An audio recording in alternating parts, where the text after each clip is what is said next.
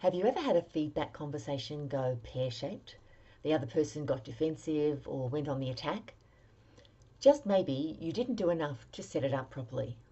Hi, I'm Caroline, and I'm a leadership coach who works with technology business owners and senior executives to help them be exceptional leaders in their organizations and a force for good in the world.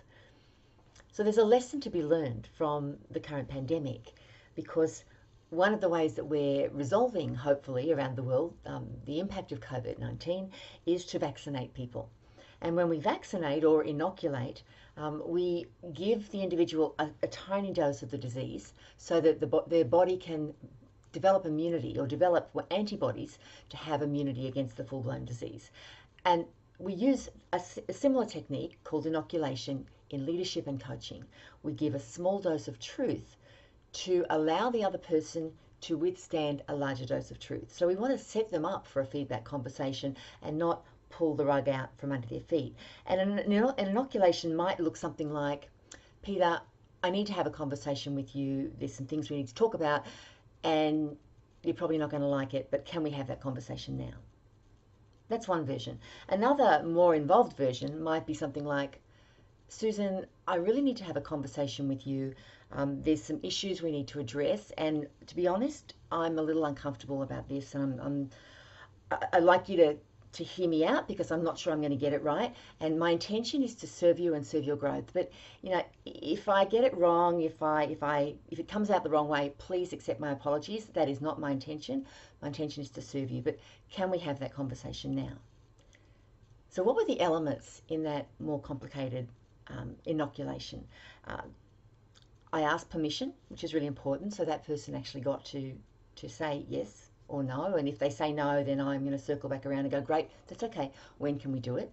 I established my intention, so I aligned with Susan and said, you know, like, my intention is to serve you, and my intention is not to offend you, and if I do, I'm going to apologize in advance. And I also expressed my own level of discomfort around it, you know, which therefore showing empathy for the level of discomfort she's probably going to have because she knows this is going to be an awkward conversation. But what happens when we inoculate somebody in preparation for a feedback conversation is they brace, they stiffen their spine, and they get ready for the conversation. We're not catching them unawares, we're not pulling the rug out from under them, we're actually allowing them to prepare and get ready so that they can be present for the conversation and engage. And that's really important, because if they're not present, as I said in the last video that I did on assertive strategies, you know, if we don't create safety for them, then they check out, they go into fight or flight or freeze or appease, and they can't be present, they can't process the feedback. So really important that if we have a difficult conversation that we need to have, that we inoculate them and get them ready. The inoculation does not include any of the content of the actual conversation. I am not giving feedback in the inoculation. I'm simply saying, need to have a tough conversation, need you to be available for this, and I'm on your side. I want to serve you with this. Can we do that now? And then when we're in a private space, I can go into the conversation and the content of it and engage with them, and they're much more able to be present. Love to hear your comments. Have you seen techniques like this before? How could you use this to actually allow people that you need to give feedback, your team members, your peers and colleagues?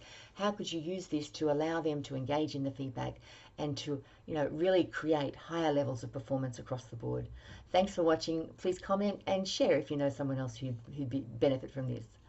Take care.